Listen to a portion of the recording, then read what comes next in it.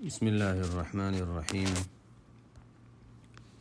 الحمد للہ رب العالمین والصلاة والسلام علی اشرف الانبیاء والمرسلین سیدنا و نبینا و مولانا محمد وعلی آلہ وصحبہ اجمعین اما بعد۔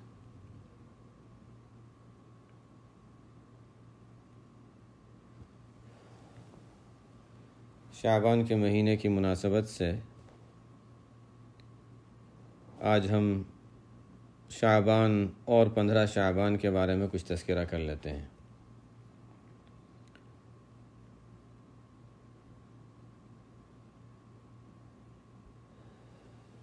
یہ مہینہ شعبان کا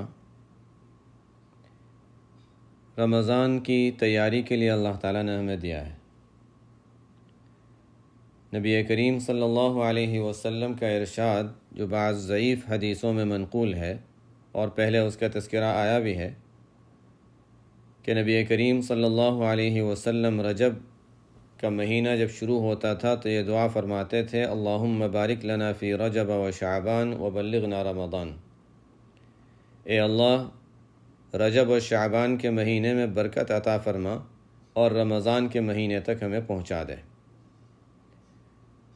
اس سے ایک تو یہ معلوم ہوا اس روایت سے کہ رمضان تو بہرحال ہے ہی بہت برکت والی چیز کہ انسان مزید اللہ تعالیٰ سے عمر مانگے کہ یا اللہ مجھے اتنی عمر دے دے کہ میں صحت مندی کے ساتھ اور حیات زندگی مجھے مل جائے کہ میں رمضان کے مہینے کو پالوں، کہ ایک اور رمضان کا مہینہ مل جانا زندگی میں ایک بڑی سعادت کی چیز ہے۔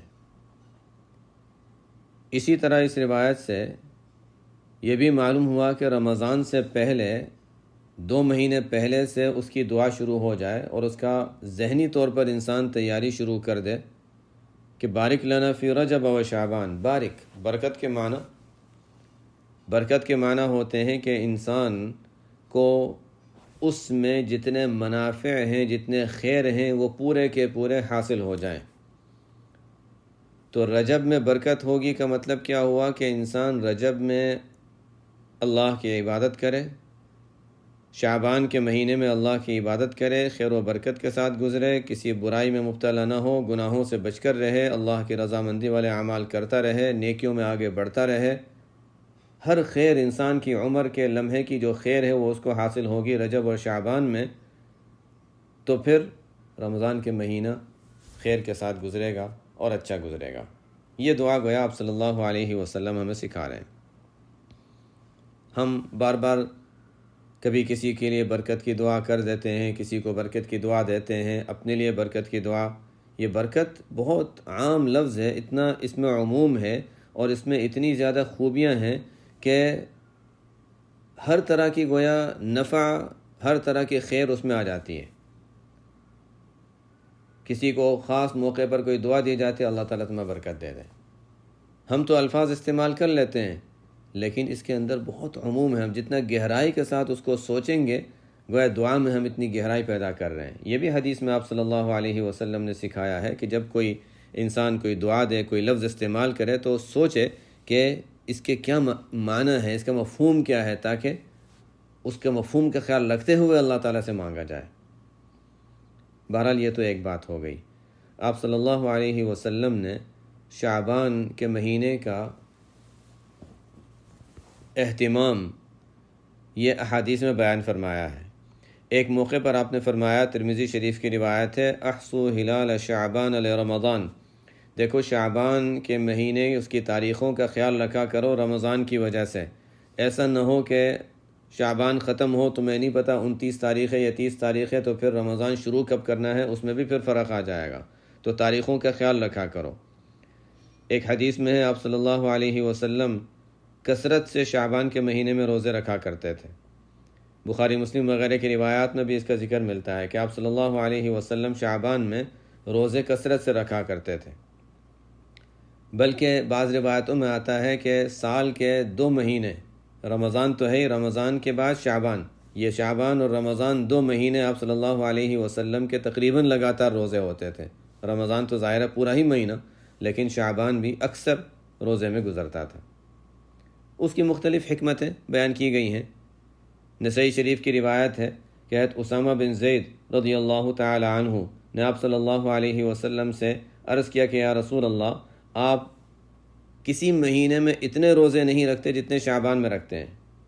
رمضان تو فرض ہے، لیکن اس کے علاوہ عام مہینوں میں آپ روزوں کا اتنا اہتمام نہیں فرماتے جتنا شعبان کے مہینے میں روزوں کا اہتمام فرماتے ہیں۔ اس کی کوئی خاص وجہ ہے؟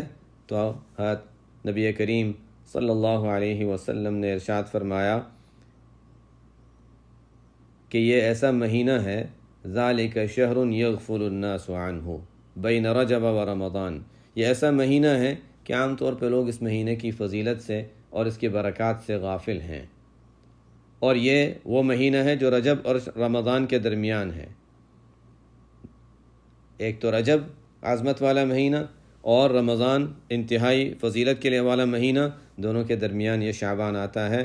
آپ صلی اللہ علیہ وسلم نے آگے فرمایا وَهُوَ شَهْرٌ تُرْفَعُ فِيهِ الْأَعْمَالُ إِلَى رَبِّ الْعَالَمِينَ، ایسا مہینہ ہے جس میں اللہ تعالیٰ کے سامنے بندوں کے اعمال پیش کیے جاتے ہیں، اور فَأُحِبُّ أَن يُرْفَعَ عَمَلِي وَأَنَا صَائِمٌ، میں یہ پسند کرتا ہوں کہ میرے اعمال جب اللہ تعالیٰ کے حضور میں پیش ہوں تو اس وقت فرشتے یہ بھی پیش کریں کہ ابھی یہ روزے دار ہے۔ یہ ہمیں سکھایا گیا ہے کہ جس وقت اللہ کے سامنے اعمال پیش ہو رہے ہیں تو اس وقت اللہ کے سامنے اعمال پیش ہوتے وقت فرشتے یہ بھی پیش کر دیں کہ جو بھی اعمال تھے لیکن ابھی تو روزے دار ہیں۔ آپ صلی اللہ علیہ وسلم کے اعمال میں تو نیکیاں ہی نیکیاں تھیں، یہ ہمارے لیے تعلیم ہے۔ پیر کے روزہ آپ صلی اللہ علیہ وسلم رکھتے تھے، پوچھا گیا وجہ کیا ہے؟ فرمایا ہفتے کے جو اعمال ہیں وہ اللہ تعالیٰ کے سامنے پیر اور جمعرات کو پیش ہوتے ہیں۔ تو اعمال پیش ہونے کے بھی مختلف اوقات اللہ تعالیٰ نے رکھے ہیں، جس میں ہوتا ہے کہ اچھا ہر دو تین ہفتے میں 2 مرتبہ اعمال پیش ہوتے ہیں، بعض اعمال کا وہ ہوتا ہے کہ اچھا صبح و شام بھی پیش ہوتے ہیں، اور پھر مزید ہفتے میں 2 مرتبہ، اور اس کے علاوہ سلسلہ رہتا ہے حتیٰ کہ سال میں 1 مرتبہ پورے سال کے اعمال اللہ کے سامنے پیش ہوتے ہیں۔ وہ آپ صلی اللہ علیہ وسلم نے فرمایا وہ شعبان کا مہینہ ہے، اور جب اعمال پیش ہونے کا وقت ہوتا ہے تو آپ صلی اللہ علیہ وسلم نے اس وقت روزہ رکھنے کو، عبادت کرنے کو پسند فرمایا۔ فجر کے وقت فرشتے آتے ہیں، عصر کے وقت فرشتے آتے ہیں۔ حدیث میں آتا ہے کہ باریاں ہیں فرشتوں کی، کچھ فرشتے ہیں جو رات میں ہوتے ہیں فجر تک، کچھ ہوتے ہیں جو فجر سے لے کر ہوتے ہیں عصر تک۔ تو فجر اور عصر کی نماز میں فرشتے جمع ہو جاتے ہیں۔ انسان اس وقت جب نماز پڑھ رہا ہوتا ہے تو فرشتے اللہ کے سامنے پیش کرتے ہیں، اس نے آج یہ کیا، یہ کیا، یہ کیا، یہ کیا، مختلف اعمال پیش کرتے ہیں، اور اس میں یہ بھی پیش کر دیتے ہیں کہ ہاں لیکن اس وقت ہم جب اخیر میں آئے تھے تو وہ نماز پڑھ رہا تھا، ہم جب گئے تھے تو ہم نے اس کو فجر کی نماز میں دیکھا، ہم جب واپس آ رہے تھے تو عصر کی نماز میں دیکھا ہے۔ یہ ایک تعلیم ہے کہ اللہ کے سامنے اعمال پیش ہو رہے ہوں تو اچھے حال میں ہوں۔ کسی بڑے کے سامنے جب ہمارے بارے میں کارگزاری سنائے جائے کہ فلانا شخص ایسا ہے، فلانے وقت اس نے یہ غلطی کی تھی، اس وقت یہ غلطی کی تھی، اس وقت یہ کیا تھا، لیکن ابھی تو بہت اچھا کام کر رہا تھا، وہ ابھی بہت اچھا کام کر رہا تھا، ظاہر ہے ہر شخص یہ پسند کرتا ہے۔ حضور صلی اللہ علیہ وسلم نے ہمیں یہ سکھایا ہے کہ دیکھو اللہ کے سامنے جب اعمال پیش ہوتے ہیں تو اس وقت تمہارا عمل پیش ہو اس حال میں ہو کہ اس وقت تو چاہے پیچھے جو بھی کیا ہو تم نے، اس وقت تو اللہ کے سامنے پیش ہو کہ اس نے جو بھی کیا ابھی وہ نماز پڑھ رہا تھا، ابھی وہ روزہ رکھ رہا تھا۔ تو شعبان کے مہینے میں روزہ رکھنے کی ایک حکمت آپ صلی اللہ علیہ وسلم نے یہ بیان فرمائی ہے، اور بھی حکمتیں ہیں اس میں۔ رمضان کی تیاری، یہ بھی اس کی ایک حکمت ہے کہ رمضان کے لیے انسان اپنے آپ کو تیار کر رہا ہے، عبادتوں کا اہتمام کر رہا ہے۔ ہاں اتنا ہے کہ رمضان سے 1-2 دن پہلے روزے رکھنا وہ منع۔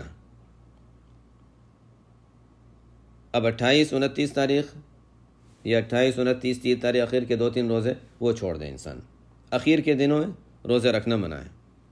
اور جن لوگوں کو کمزوری ہو جاتی ہے روزہ رکھنے سے تو وہ 15 شعبان کے بعد روزہ نہ رکھیں۔ دونوں طرح کی حدیثیں ملتی ہیں۔ حدیث میں آتا ہے نبی کریم صلی اللہ علیہ وسلم کا ارشاد ہے کہ دیکھو لا يتقدمن احدکم رمضان بصوم یوم او یومین، 1-2 دن پہلے رمضان سے 1-2 دن پہلے کوئی روزے نہ رکھیں، 1-2 دن پہلے روزے نہ رکھیں۔ ہاں کوئی ایسا دن ہو، مثلا پیر ہے، جمعرات ہے، کوئی ایسا دن ہے جس میں انسان عادی ہے روزے رکھنے کا پہلے سے تو پھر رکھ لے، پھر ٹھیک ہے، ورنہ خاص طور پہ رمضان سے 1-2 دن پہلے روزے نہ رکھے۔ اور ایک اور حدیث میں آپ صلی اللہ علیہ وسلم کے ارشاد ہے کہ نصف شعبان ہو جائے تو اس کے بعد روزے نہ رکھا کرو۔ تو یہ کمزوروں کے لیے، جو روزہ رکھ کر جن کو کمزوری ہو جاتی ہے تو 15 شعبان کے بعد سے روزے رکھنا چھوڑ دیں۔ اور جن کو نہیں ہوتی تو ان کے لیے کم از کم اتنا ہے کہ آخری 2 دن رمضان سے 2 دن پہلے روزے رکھنا چھوڑ دیں، تاکہ فرض اور نفل مل نہ جائے۔ ایسا نہ ہو کہ نفل روزے رکھ رہے تھے پھر رمضان کے فرض روزے، جیسے نماز میں ہم نفل اور فرض کو ملا نہیں سکتے، یہاں بھی نفل اور فرض کو ملا نہ دیں۔ یہاں تک تو خیر شعبان کی بات ہو گئی۔ اب جہاں تک 15 شعبان کی بات ہے، 15 شعبان اس رات کو لیلۃ النصف من شعبان کہا جاتا ہے حدیث میں، اور ظاہر ہے تو اس کا مفہوم ہے کہ 15ویں شعبان کی رات لیلۃ النصف من شعبان۔ اس کا یہ نام تو حدیث میں ثابت ہے، اس کا نام کہیں، اس کا ترجمہ کریں، بہرحال 15 شعبان کی رات لیلۃ النصف من شعبان یہ لفظ تو حدیث میں مذکور ہے۔ اس کو عربی میں لیلۃ البراء بھی کہتے ہیں، اردو میں یا فارسی میں شب برات کہتے ہیں۔ شب تو فارسی کا لفظ ہے، اردو میں استعمال ہوتا ہے، تو شب برات بھی کہتے ہیں۔ تو اردو میں، فارسی میں شب برات یا عربی میں لیلۃ البراء یہ لفظ حدیث سے ثابت نہیں ہے۔ یہ بات سب کے ذہنوں میں واضح ہونی چاہیے کہ یہ بات حدیث سے ثابت نہیں ہے۔ اس کا نام لیلۃ البراء یا شب برات یہ حدیث سے ثابت نہیں ہے، لیکن ہم اس کو سنت سمجھ کر بھی نہیں کہتے۔ ہم جب اس کو لیلۃ البراء کہتے ہیں یا شب برات کہتے ہیں تو ہم اس کو یہ سمجھ کر نہیں کہتے کہ یہ سنت ہے یہ لفظ کہنا۔ تو جب کسی چیز کو نام کے طور پر کوئی نام جب استعمال کیا جاتا ہو تو اس کو بدعت نہیں کہا جاتا، یہ بھی سمجھنے کی بات ہے۔ جیسے ہم کہتے ہیں کہ بخاری شریف پڑھنا ثواب کا کام ہے، تو حدیث میں کہیں ثابت ہے بخاری کا؟ نہیں، کہیں بھی ثابت نہیں ہے، حدیث میں کہیں بھی ثابت نہیں ہے، بخاری شریف پڑھنے کا ذکر کہیں بھی نہیں آتا۔ لیکن چونکہ حدیث ہے اور حدیث کو پڑھنا ثواب کا کام ہے، ہاں امام بخاری رحمۃ اللہ علیہ نے اس کو جمع کیا ہے تو اس کو بخاری کہہ دیتے ہیں۔ اسی طرح براءت کے معنی ہوتے ہیں معافی۔ قرآن میں آتا ہے ام لکم براءۃ فی الزبر، براءت کے معنی ہے معافی کے۔ تو چونکہ یہ معافی کی رات ہے اور حدیث میں آتا ہے کہ آپ صلی اللہ علیہ وسلم یعنی آپ صلی اللہ علیہ وسلم نے ارشاد فرمایا کہ اللہ تعالیٰ کی طرف سے اس رات میں کثرت سے مغفرت ہوتی ہے، کثرت سے معافی کے فیصلے ہوتے ہیں۔ تو اس وجہ سے آگے روایتوں میں اس کے ذکر میں انشاءاللہ کر دوں گا۔ تو چونکہ معافی کی رات ہے اس وجہ سے اس کو معافی کی رات کہہ دیں، اس کو ہم لیلۃ البراء کہہ دیں، شب برات کہہ دیں، سب کا مفہوم ایک ہی ہے، معافی والی رات۔ اور یہ حدیث سے ثابت ہے کہ اس رات میں اللہ تعالیٰ کی طرف سے مغفرت کے فیصلے بہت عام ہوتے ہیں۔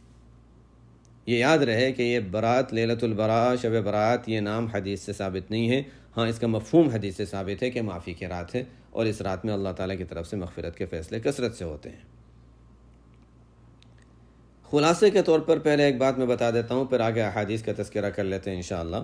خلاصہ یہ ہے کہ 15 شعبان جو رات ہے جس کو ہم شب برات کہتے ہیں، لیلۃ النصف من شعبان کہہ دیں، اس رات کی فضیلت بہت سی روایتوں سے ثابت ہے، اس کا کوئی انکار نہیں کر سکتا، اس رات کی فضیلت ثابت ہے۔ نمبر 1 یہ ہو گیا اصول کہ اس رات کی فضیلت ثابت ہے۔ نمبر 2، 15 شعبان کا، خاص طور پر 15 شعبان کا روزہ رکھنا صحیح حدیث سے ثابت نہیں ہے۔ ایک حدیث ہے، انتہائی ضعیف ہے۔ خاص 15 شعبان کے روزے کو اگر ہم اس کا تذکرہ کریں تو ایک حدیث ہے اور انتہائی ضعیف حدیث ہے۔ اور 15 شعبان کی رات میں کوئی خاص عبادت نہیں، کوئی مخصوص عبادت نہیں ہے۔ یہ 3 اصول ہمیں ذہن میں ہونے چاہیے۔ نمبر 1 کہ رات کی فضیلت ثابت ہے، کثرت سے مغفرت ہوتی ہے، اللہ تعالیٰ کی طرف سے خصوصی انعامات ہوتے ہیں۔ اور نمبر 2 کوئی خاص قسم کی عبادت یہ ثابت نہیں ہے، کوئی خاص قسم کی عبادت کو سنت کہیں کہ اچھا اس رات میں یہ کرنا چاہیے، اس طرح کی نماز پڑھنی چاہیے، اس طرح کرنا چاہیے، ثابت نہیں۔ کوئی بھی عبادت انسان کر لے، اس کا انشاءاللہ ہم آگے تذکرہ کر لیں گے۔ اور نمبر 3 تیسرا اصول یہ ہے کہ دن کا روزہ رکھنا ایک حدیث ہے جو انتہائی ضعیف ہے، ایک حدیث میں اس کا ثبوت ملتا ہے، ایک ذکر ملتا ہے، ثبوت بھی کہنا مشکل ہے اس سے کہ ضعیف، جب حدیث انتہائی ضعیف ہوتی ہے تو ہم یہ بھی نہیں کہہ سکتے کہ ثابت ہے۔ بہرحال اس ضعیف حدیث کی وجہ سے بعض حضرات کہتے ہیں کہ حدیث ضعیف ہے، فضیلت کا معاملہ ہے تو چلو روزہ رکھ لو، فضیلت کی چیزیں عمل کر لو، اس وجہ سے روزہ رکھ لیتے ہیں۔ بعض فرماتے ہیں کہ نہیں، اتنی ضعیف حدیث جو ہے اس کو تو فضیلت میں بھی نہیں مانا جا سکتا، تو اس لیے وہ کہتے ہیں سنت مستحب بھی نہیں کہیں گے ہم اس کو، تو پھر ہم روزہ رکھیں گے یا نہیں رکھیں گے؟ ایک تو یہ ہے کہ آپ صلی اللہ علیہ وسلم شعبان کے مہینے میں کثرت سے روزے رکھا کرتے تھے، تو 13، 14، 15 3 اگر دن کے روزے انسان رکھ لے تو ہم یہ کہیں گے کہ شعبان کے روزے بھی آ گئے، مہینے کے 3 روزے رکھنا اس کی فضیلت حاصل ہو جائے گی، اور پھر یہ ایام بیس کے روزے، تو 3 فضیلتیں انسان کو اس میں کم از کم حاصل ہو جاتی ہیں جو صحیح حدیثوں سے ثابت ہیں۔ ہر مہینے کے 3 دن روزے رکھنا، یہ بھی حدیث میں ملتا ہے۔ وہ 3 دن درمیان کے ہوں، 13، 14، 15 تاریخ ہو، وہ بھی حدیث میں ذکر ملتا ہے، جس کو ایام بیس کہا جاتا ہے۔ تو شعبان میں کثرت سے روزے رکھنا، اور وہ بھی ہر مہینے کے پھر 3 دن روزے رکھنا، اور پھر ایام بیس کے روزے رکھنا، یہ 3 وجہ سے تو ہم کہہ سکتے ہیں کہ اچھا درمیان کے جو 3 دن ہیں اس میں روزے رکھ لینا اچھی بات ہے، رکھنا چاہیے، اور ایک فضیلت کی بات ہے۔ لیکن خاص صرف 15 شعبان کا روزہ رکھنا، اس بارے میں جیسے میں نے بتایا کہ ایک ہی حدیث ہے اور انتہائی ضعیف ہے۔ اب آگے بعض روایتوں کا ذکر کر لیتے ہیں۔ تو میں نے خلاصہ بتا دیا، 3 اصول تھے یہاں پر۔ رات کی فضیلت ثابت، کوئی خاص عبادت ثابت نہیں۔ دن کا روزہ رکھنا، میں نے اس کا تذکرہ کر دیا کہ خاص صرف 15 شعبان کا روزہ، وہ انتہائی ضعیف حدیث۔ لیکن اگر انسان 3 دن کے روزے رکھ لیتا ہے، 13، 14، 15، تو بہت ہی اچھا ہے، تاکہ مہینے کے 3 روزے، شعبان کے روزے اور ایام بیس کے روزے، 3 فضیلتیں جو صحیح روایتوں میں آتی ہیں، وہ اس کا حصول ہو جائے گا۔ نہ کر سکے انسان، ٹھیک ہے، 1 روزہ رکھ لے، 2 رکھ لے، 3 رکھ لے، جتنی ہمت ہو اس کے لحاظ سے عمل کر لے۔ اب آگے کچھ حدیثوں کا ذکر کر لیتے ہیں جو آپ صلی اللہ علیہ وسلم نے اس رات کے بارے میں بیان فرمائی ہیں۔ ایک حدیث میں حضرت عائشہ رضی اللہ تعالیٰ عنہ فرماتی ہیں، ترمذی شریف کی روایت ہے، حضرت عائشہ رضی اللہ تعالیٰ عنہ فرماتی ہیں، ام المؤمنین، ہم سب کی ماں ہیں، فرماتی ہیں کہ ایک رات آپ صلی اللہ علیہ وسلم کو میں نے دیکھا بستر پہ نہیں، میرے پاس آپ صلی اللہ علیہ وسلم کی باری تھی، آپ صلی اللہ علیہ وسلم کو میرے پاس ہونا چاہیے تھا باری کے لحاظ سے۔ رات میں آنکھ کھلی تو آپ صلی اللہ علیہ وسلم کو وہاں نہیں پایا۔ فرماتی ہیں میں تلاش کرنے نکلی، گھر میں نہیں تھے۔ کبھی تو ایسا ہوتا کہ گھر میں کسی جگہ شاید اندھیرا ہے، نماز پڑھ رہے ہوں، گھر میں نہیں تھے، باہر نکلی۔ فرماتی ہیں میں بقیع گئی تلاش کرنے کے لیے، تو آپ صلی اللہ علیہ وسلم وہاں قبرستان بقیع میں، قبرستان وہاں پر تھے۔ یہ بات بھی ذہن میں رہے کہ حضرت عائشہ رضی اللہ تعالیٰ عنہ تلاش کرنے گئی تو کہاں گئیں؟ بقیع گئیں۔ اس سے معلوم ہوتا ہے کہ حضور صلی اللہ علیہ وسلم کی عادت رات میں کبھی کبھی بقیع تشریف لے جانے کی تھی، اور جیسا کہ حدیثوں میں اس کا ذکر ملتا ہے، یہ خاص 15 شعبان ہونے کی وجہ سے نہیں۔ ہم لوگوں نے یہ سمجھ لیا ہے کہ 15 شعبان کو قبرستان جانا سنت ہے۔ آپ صلی اللہ علیہ وسلم تو بکثرت ایسا ہوتا تھا کہ رات میں قبرستان تشریف لے جاتے تھے۔ تو رات میں قبرستان جانا یہ آپ صلی اللہ علیہ وسلم سے ثابت ہے۔ خاص 15 شعبان کو قبرستان جانا اور اس کو سنت سمجھنا، جو کہ اس حدیث میں مذکور ہے، یہ مناسب نہیں ہے۔ ہاں ٹھیک ہے، انسان چلا جائے، اور ایک روایت میں ذکر مل رہا ہے، لیکن بعض روایتوں میں ذکر ملتا ہے کہ آپ صلی اللہ علیہ وسلم بکثرت جایا کرتے تھے رات میں۔ اسی وجہ سے یہ خود حدیث یہ بتا رہی ہے کہ آپ صلی اللہ علیہ وسلم کو تلاش کرنے کے لیے حضرت عائشہ رضی اللہ عنہ بقیع تشریف لے گئے۔ اس کا مطلب ہے کہ آپ کی عادت مبارکہ تھی، ورنہ وہاں تلاش کرنے کیوں جاتی؟ حضرت عائشہ رضی اللہ عنہ کے حجرے سے بقیع تک تو بہت بڑا فاصلہ تھا اس زمانے میں، کئی مکانات تھے درمیان میں، پورا محلہ آباد تھا۔ اب ہم دیکھتے ہیں تو ہاں متصل معلوم ہوتا ہے، لیکن اس وقت تو پورا محلہ تھا، مکانات تھے، پورا علاقہ تھا۔ تو بقیع تک حضرت عائشہ رضی اللہ تعالیٰ عنہ رات میں گئیں، اس کا مطلب یہ ہے کہ ان کو اندازہ یہ تھا کہ شاید وہاں ہو، جایا کرتے تھے۔ خیر، تو حضور صلی اللہ علیہ وسلم نے جب حضرت عائشہ رضی اللہ عنہ کو وہاں دیکھا کہ تلاش کرتے ہوئے آئی ہیں، تو آپ صلی اللہ علیہ وسلم نے پوچھا کہ اکنتی تخافین، کیا تمہیں یہ اندیشہ ہو گیا تھا کہ میں تم پر ظلم کروں گا، تمہاری باری میں کسی اور کے پاس چلا جاؤں گا؟ حالانکہ آپ صلی اللہ علیہ وسلم کے لیے باریوں کے لحاظ سے عمل کرنا لازم نہیں تھا، واجب نہیں تھا، لیکن آپ صلی اللہ علیہ وسلم اہتمام فرماتے تھے۔ تو پوچھا کہ کیا تمہارا یہ خیال تھا کہ میں ظلم کروں گا؟ حضرت عائشہ رضی اللہ تعالیٰ عنہ کہتی ہیں کہ میں نے عرض کیا رسول اللہ، ایسی بات تو نہیں ہے، ظلم کا تو خیال نہیں آیا تھا، ہاں یہ خیال مجھے ضرور آیا تھا کہ شاید آپ کسی اور بیوی کے پاس چلے گئے ہوں گے۔ اس کا مطلب یہ کہ باری کی پابندی کرنا آپ پر لازم تو نہیں ہے، ظلم تو آپ نہیں کر سکتے، وہ تو گناہ ہے، گناہ تو آپ سے ہو نہیں سکتا، اور اللہ تعالیٰ نے آپ کے لیے ویسے بھی باری معاف کر دی ہے، لیکن ہاں یہ خیال ضرور آیا تھا کہ شاید کسی اور کے پاس تشریف لے گئے ہوں۔ نبی کریم صلی اللہ علیہ وسلم نے اس وقت فرمایا، ان اللہ عز وجل ينزل ليلة النصف من شعبان الى السماء الدنیا، اللہ تعالیٰ لیلۃ النصف من شعبان، یہی 15ویں شعبان کی رات اللہ تعالیٰ نازل ہوتے، نزول فرماتے ہیں، یعنی اللہ کی خصوصی رحمت کا نزول ہوتا ہے آسمان دنیا تک، 7ویں آسمان کے اوپر عرش، وہاں سے اللہ تعالیٰ کا کی رحمتوں کا اللہ تعالیٰ کا نزول، یعنی خصوصی، یہ تو ہم نہیں جانتے کہ کیا نزول سے مراد، لیکن اللہ تعالیٰ کی خصوصی رحمتوں کا نزول آسمان دنیا تک آتا ہے، اور اللہ تعالیٰ انسانوں پر نظر رحمت فرماتے ہیں، اور اس رات اللہ تعالیٰ عام مغفرت فرماتے ہیں، فَيَغْفِرُ لِأَكْثَرَ مِنْ عَدَدِ شَعْرِ غَنَمِ کلب۔ عرب میں قبیلہ تھا، قبیلہ کلب، جو عربی جانتے ہیں ان کو اندازہ ہوگا کلب کے معنی کتے کے آتے ہیں، درندے کو بھی کلب کہتے ہیں۔ بعضوں کو تعجب ہوتا ہے کہ کلب، کتا کوئی اپنا نام کیسے رکھے گا، یہ تو گالی ہے۔ نہیں، عرب میں اس طرح کے نام بہادری کی علامت سمجھے جاتے تھے۔ بنو اسد، شیر والے، تو اسد، کلب، یہ نام اپنے لیے فخر سمجھتے تھے یہ لوگ۔ عجیب عجیب نام ہوا کرتے تھے۔ آپ صلی اللہ علیہ وسلم نے بعد میں انفرادی جو نام تھے، خاندانی نام تو خاندانی تھے، لیکن جو انفرادی نام تھے وہ نام بدلے تھے۔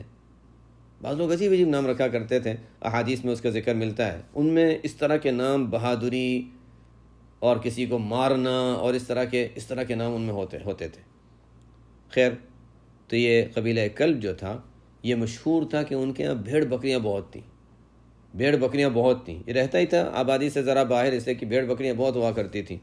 تو آپ صلی اللہ علیہ وسلم نے فرمایا، دیکھو قبیلہ کلب، ان کے جو بھیڑ بکریاں ہیں، ان کے جو جسم پر بال ہیں، ان بالوں کی جو تعداد ہے، ان بالوں کی تعداد سے زیادہ لوگوں کی اللہ تعالیٰ اس رات میں مغفرت فرماتے ہیں۔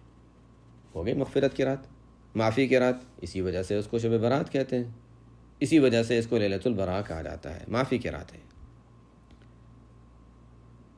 ایک اور حدیث ہے، حضرت ابو موسیٰ الاشعری رضی اللہ تعالیٰ عنہ سے روایت ہے، نبی کریم صلی اللہ علیہ وسلم نے ارشاد فرمایا، ان اللہ لا يطلع فی لیلۃ النصف من شعبان، اللہ تعالیٰ خاص رحمت کی نظر فرماتے ہیں لیلۃ النصف من شعبان میں، 15ویں شعبان کی رات، اور فیغفر لجمیع خلقہ، تمام مخلوق کی اللہ تعالیٰ مغفرت کے فیصلے فرما دیتے ہیں۔ 2 لوگوں کا یہاں استثناء بیان فرمایا، مختلف روایتوں میں مختلف استثناء ہے، اس روایت میں 2 لوگوں کا استثناء فرمایا، مشرک، اس کی مغفرت نہیں ہے، دوسرا مشاحن، کینہ رکھنے والا، دوسرے کے لیے برائی چاہنے والا، دوسرے سے دل میں عداوت رکھنے والا، بغض رکھنے والا، ان کی مغفرت کا فیصلہ نہیں ہوتا۔ ایک اور حدیث ہے، مسند احمد کی روایت ہے، نبی کریم صلی اللہ علیہ وسلم نے ارشاد فرمایا، اللہ تعالیٰ اپنے مخلوق کی جانب نظر رحمت فرماتے ہیں لیلۃ النصف من شعبان میں، اور تمام بندوں کی مغفرت فرما دیتے ہیں سوائے 2۔ یہاں پر 2 کا استثناء فرمایا۔ یہ کسی کو یہ سوال ہوگا کہ کہیں یہ 2 کا ذکر، کہیں وہ 2 کا، یہ مختلف موقعوں کے لحاظ سے آپ نے فرمایا، میں آخر میں جمع کر دوں گا کہ تمام کتنے لوگ ہیں جن کو مستثنیٰ کیا گیا ہے۔ تو یہاں فرمایا کہ کینہ رکھنے والا اور خودکشی کرنے والا۔ خودکشی کرنے والا تو خودکشی کر چکا، وہ مر چکا، یا تو اس کے معنی ہے جو خودکشی کرنے کا ارادہ رکھتا ہے، پکا ارادہ کہ میں کر لوں گا، یا کسی کو قتل کرنے والا، قاتل، اپنے آپ کو قتل کرنے والا یا کسی کو قتل کرنے والا، جس نے کسی کو قتل کیا۔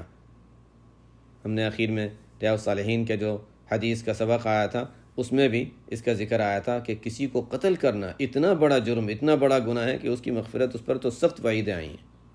تو بہرحال قتل کرنے والا، اپنے آپ کو قتل کی کوشش کی ہو، عزم کر رہا ہو، یا کسی اور کو قتل کیا ہو، سب اس میں آ گئے، ان لوگوں کی مغفرت نہیں ہے۔ ایک اور حدیث ہے، آپ صلی اللہ علیہ وسلم نے ارشاد فرمایا، اذا كانت لیلۃ النصف من شعبان، جب 15 شعبان کی رات ہوتی ہے، نادا منادم، ایک ندا دینے والا فرشتہ آسمان سے ندا دیتا ہے، یا اللہ تعالیٰ کی طرف سے گویا ندا دی جاتی ہے، حل من مستغفر، ہے کوئی مغفرت طلب کرنے والا کہ میں اس کی مغفرت کروں، ہے کوئی مانگنے والا کہ میں اس کو دوں۔ اس رات آپ صلی اللہ علیہ وسلم فرماتے ہیں، اس رات جو بھی کوئی چیز مانگتا ہے اللہ کی طرف سے اس دعا میں قبولیت رکھی جاتی ہے۔ ہاں، فرمایا کہ زانی، زنا کرنے والا اور مشرک، ان کی مغفرت نہیں ہوتی۔ ایک حدیث ہے، آپ صلی اللہ علیہ وسلم نے طویل سجدہ فرمایا، بہت طویل سجدہ فرمایا، اور آپ صلی اللہ علیہ وسلم کا سجدہ اتنا طویل تھا، اتنا طویل تھا، حضرت عائشہ رضی اللہ تعالیٰ عنہ فرماتی میں پریشان ہو گئی، میں گھبرا گئی کہ کہیں آپ کی جان تو نہیں نکل گئی، آپ کی روح تو نہیں نکل گئی، کہیں آپ کا انتقال تو نہیں ہو گیا۔ تو میں گئی آپ صلی اللہ علیہ وسلم کے قریب گئی، پریشان ہو گئی، گھبرا گئی، آپ صلی اللہ علیہ وسلم سے قریب گئی، اور قریب جا کر میں نے آپ صلی اللہ علیہ وسلم کا جو انگوٹھا تھا پیر کا اس کو حرکت دی، تو میں نے دیکھا، حرکت محسوس کی، تو میں پھر لوٹ گئی اپنی جگہ، مجھے تسلی ہو گئی۔ اس پر مجھے حضرت کا واقعہ یاد آتا ہے، لیکن ابھی خیر میں اس کا تذکرہ نہیں کرتا۔ آپ صلی اللہ علیہ وسلم کے انگوٹھے کو حرکت دی تو آپ کے انگوٹھے میں حرکت محسوس ہوئی، میں لوٹ گئی۔ آپ صلی اللہ علیہ وسلم طویل سجدے سے فارغ ہوئے، سر اٹھایا، نماز سے فارغ ہو کر آپ صلی اللہ علیہ وسلم نے ارشاد فرمایا، یا عائشہ، یا فرمایا یا حمیرہ۔ محبت میں آپ صلی اللہ علیہ وسلم حضرت عائشہ رضی اللہ تعالیٰ عنہ کو حمیرہ فرماتے تھے، حمیرہ جس میں سرخ رنگت ہو، تو یہ ایک محبت میں آپ صلی اللہ علیہ وسلم حضرت عائشہ رضی اللہ عنہ کو حمیرہ فرماتے تھے۔ یہ بھی ایک سنت ہے، یہ بھی ایک سنت عمل ہے، گھر والوں کے ساتھ دل لگی، ان کی خوشی کا خیال، یہ چیزیں بھی سنت ہیں۔ یا حمیرہ اظننت ان النبی صلی اللہ علیہ وسلم قد خاص بکی؟ قلت لا واللہ یا رسول اللہ ولکنی ظننت انک قبضت لطول سجودک۔ حضرت عائشہ رضی اللہ تعالی عنہ نے فرمایا، عرض کیا کہ یا رسول اللہ، آپ کی طرف سے مجھے کسی زیادتی کا اندیشہ تو نہیں تھا، لیکن میں نے تلاش کیا، آپ کو دیکھا سجدے میں، اور آپ سجدے میں ایسے ہیں کہ بالکل اتنا طویل سجدہ، حرکت بھی محسوس نہیں ہو رہی تھی، تو مجھے خیال ہوا کہ کہیں آپ کی روح قبض ہو گئی ہوگی، کہیں آپ کا انتقال ہو گیا ہوگا، اس لیے میں دیکھنے آئی تھی۔ تو حضور اقدس صلی اللہ علیہ وسلم نے ارشاد فرمایا، کیا جانتی ہو کہ آج کون سی رات ہے؟ میں نے عرض کیا کہ یا رسول اللہ آپ ہی بتا دیجئے، اللہ و رسولہ عالم۔ تو آپ صلی اللہ علیہ وسلم نے ارشاد فرمایا، ہذہ لیلۃ النصف من شعبان، یہ 15ویں شعبان کی رات ہے۔ ان اللہ عز وجل یطلع علی عبادہ فی لیلۃ النصف من شعبان فیغفر للمستغفرین۔ اللہ تعالیٰ لیلۃ النصف من شعبان میں بندوں پر نظر رحمت فرماتے ہیں، جو مغفرت طلب کرتا ہے اللہ تعالیٰ اس کی مغفرت فرماتے ہیں، اور جو اللہ تعالیٰ سے رحمت کی بھیک مانگتا ہے، رحمت کی دعا مانگتا ہے، اللہ تعالیٰ ان پر رحمت فرماتے ہیں، اور جو لوگ کینہ رکھنے والے ہیں ان کے معاملے کو اللہ تعالیٰ ابھی مؤخر کر دیتے ہیں، ابھی نہ ان کی مغفرت نہ ان کے لیے کوئی فیصلہ۔ دیکھتے ہیں دل صاف کرتا ہے نہیں کرتا، ورنہ جیسا ہے ویسے ہی، جس گناہ میں ہے، جس برائی میں مبتلا ہے، اسی برائی میں وہ رہتا ہے۔ ایک اور حدیث ہے، آپ صلی اللہ علیہ وسلم کے ارشاد، وہی میں نے اس کا ذکر کیا تھا، انتہائی ضعیف حدیث ہے۔ آپ صلی اللہ علیہ وسلم نے ارشاد فرمایا، حضرت علی رضی اللہ تعالیٰ عنہ کی روایت ہے، آپ صلی اللہ علیہ وسلم نے ارشاد فرمایا، اذا كانت لیلۃ النصف من شعبان فصوموا لیلها فقوموا لیلها وصوموا نہارها۔ جب لیلۃ النصف من شعبان ہو، 15ویں شعبان کی رات ہو، تو رات میں قیام کیا کرو، مطلب یہ ہے قیام کرو کا یعنی عبادت کے لیے جاگو، عبادت کا اہتمام کرو، چاہے کھڑے ہو کر نماز پڑھ رہے ہیں، بیٹھ کر کچھ پڑھ رہے ہیں، تلاوت، تسبیحات، سب آ جاتا ہے۔ رات میں عبادت کا اہتمام کرو، اور اس میں قیام اللیل بھی آ گیا، وصوموا نہارا، دن میں روزے رکھا کرو۔ فإن اللہ ينزل فيها لغروب الشمس، اللہ تعالیٰ اپنے رحمت کا نزول فرماتے ہیں اس رات میں، غروب شمس سے وقت شروع ہوتا ہے اور آسمان دنیا تک نزول فرماتے ہیں، اور اللہ تعالیٰ کی طرف سے اعلانات ہوتے ہیں، الا من مستغفر فاغفر له، ہے کوئی مغفرت طلب کرنے والا کہ میں اس کی مغفرت کروں، الا مسترزق فارزقہ، کہ ہے کوئی روزی مانگنے والا کہ میں اس کو روزی دوں۔ آخرت کی نعمت انسان چاہتا ہے، آخرت کی عافیت مغفرت، دنیا کی عافیت روزی میں وسعت اور برکت۔ الا مبتلا فعافی، کیا ہے کوئی پریشانی میں مبتلا جس کو میں عافیت دوں۔ الا کذا، مختلف اعلانات ہوتے ہیں، مانگنے والا یہ مانگ لو، فجر طلوع ہونے تک یہ سلسلہ رہتا ہے۔ یہ وہ روایت ہے جس کا میں نے ذکر کیا تھا کہ یہ انتہائی ضعیف روایت ہے، لیکن اس کی تفصیل بھی میں نے پیچھے کر دی۔ اب اس رات میں کرنا کیا ہے؟ انشاءاللہ اس سے پہلے موقع ملا تو دوبارہ 15 شعبان کو انشاءاللہ اگر تذکرہ موقع ملا تو پھر یاد دہانی ہو جائے گی، لیکن کم از کم ہم پہلے سے اس کے لیے تیار ہوں۔ آئندہ پتہ نہیں کہ موقع ہو نہ ہو، اس وقت بات ہو سکے نہ ہو سکے، بہرحال ابھی سے ہم اس کے لیے تیار رہیں، اس لیے میں نے ان باتوں کا ذکر کر دیا۔ اس رات میں ہمیں کیا کرنا ہے؟ اعمال کا اہتمام کرنا ہے۔ مغرب کا وقت ہوا، اذان ہو رہی ہے، اذان کا جواب دیا، اذان کے بعد کی دعا پڑھی، نماز با جماعت کا مرد اہتمام کریں، عورتیں نمازوں کا وقت پر پڑھنے کا اہتمام کریں، نوافل کا اہتمام بڑھا دیں، تسبیحات اور درود شریف اور استغفار کا اہتمام بڑھا دیں۔ استغفار کا خاص ذکر آیا تو دعا، تسبیحات، استغفار، یہ تمام چیزوں کا اہتمام، درود شریف، یہ سب چیزوں کا اہتمام بڑھا دیں۔ جتنی سنتیں ہیں سنتوں کا اہتمام بڑھا دیں، اور اس رات میں کریں گے تو پھر سلسلہ جاری رکھیں رمضان تک، تاکہ رمضان میں اور عادت ہو اور رمضان میں انسان اور اضافہ کر سکے۔ تو اس رات سے تو انسان اعمال کی گویا کہ اعمال میں اضافہ کرنے کا گویا کہ ایک سلسلہ شروع کر ہی دے اگر پہلے سے نہ کیا ہو۔ اعمال مسنونہ، سنتوں کا اہتمام، تلاوت، تسبیحات ہیں، دعا میں اپنے لیے دعا ہو، اپنے مرحومین کے لیے دعا ہو، اعزا اقربا کے لیے دعا ہو، امت میں پریشانیاں ہیں ان کے لیے دعا ہو، اور عمومی طور پر پوری امت کے اور بلکہ تمام مؤمنین و مؤمنات کی مغفرت کے لیے دعا، جس کا پہلے بار بار ذکر آیا کہ روزانہ آج سے ہم شروع کر دیں اگر نہیں کیا، کہ روزانہ 25 یا 27 مرتبہ امت کی مغفرت، مؤمنین و مؤمنات کی مغفرت کی دعا کی جائے۔ اللہم اغفر للمؤمنین والمؤمنات، اللہم اغفر للمؤمنین والمؤمنات۔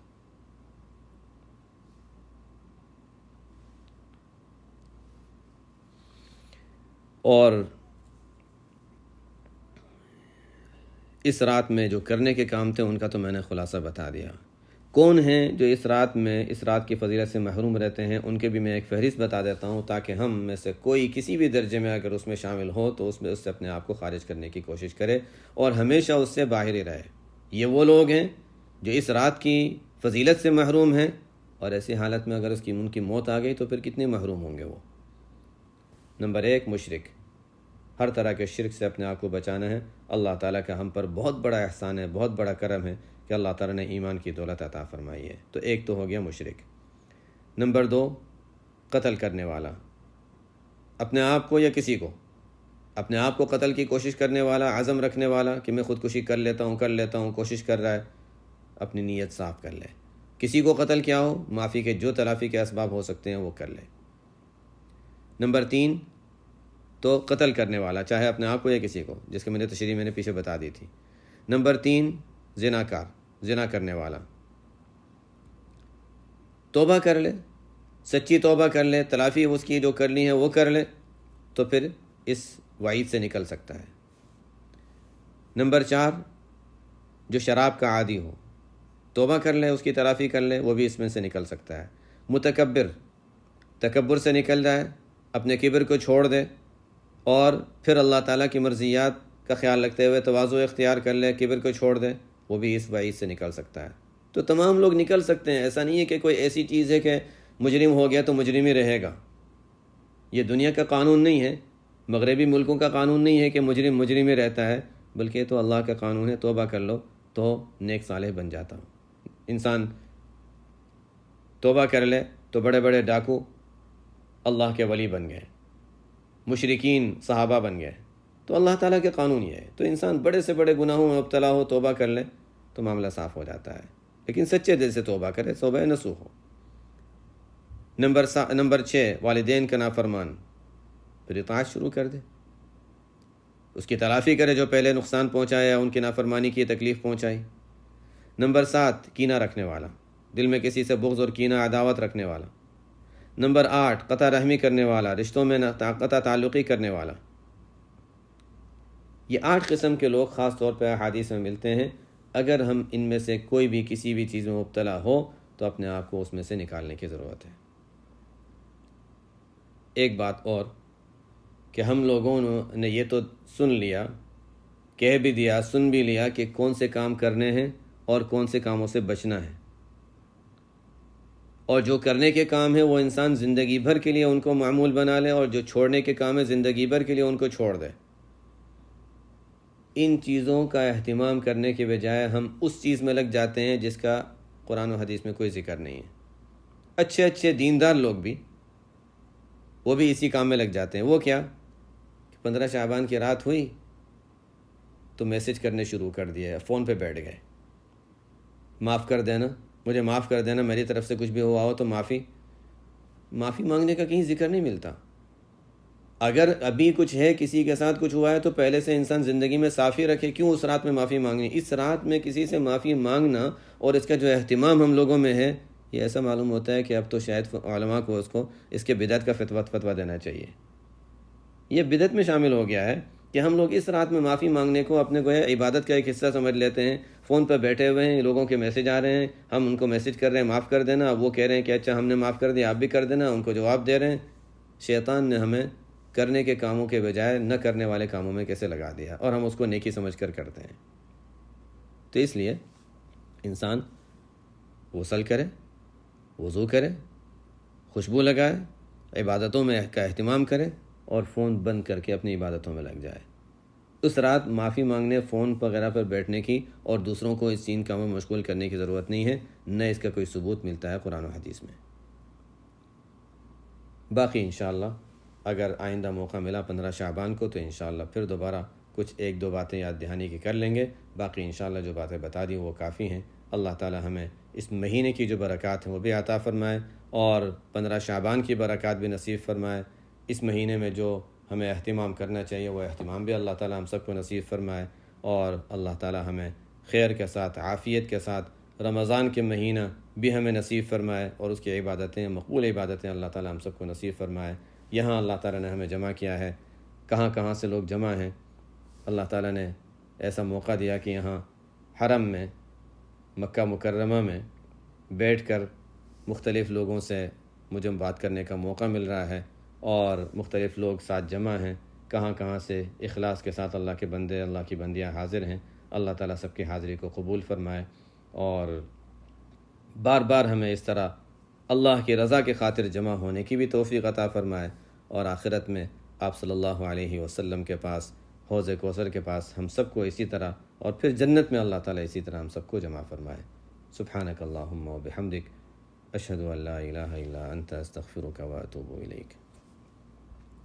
جیسے میں نے وعدہ کیا تھا کہ جو بھی تفسیر کے گروپ میں ہوتے ہیں ان کے لیے دعا کا اہتمام وہ بھی الحمدللہ ہے، اور میں اس کو حق بھی سمجھتا ہوں، اور سلام پیش کرنا، ہاں اس کا بھی اہتمام، کہ الحمدللہ مدینہ منورہ حاضری ہوئی تھی تو سلام بھی پیش کیا تھا، اور دعا کا بھی اہتمام ہے، اور میں یہ چاہوں گا کہ میرے لیے بھی لوگ دعا کا اہتمام کریں، دونوں طرف سے دعاؤں کا سلسلہ چلتا رہے، ایک دوسرے کے لیے کرتے رہیں، اسی طرح انشاءاللہ خیر و برکت کے ساتھ یہ سلسلہ چلتا رہے۔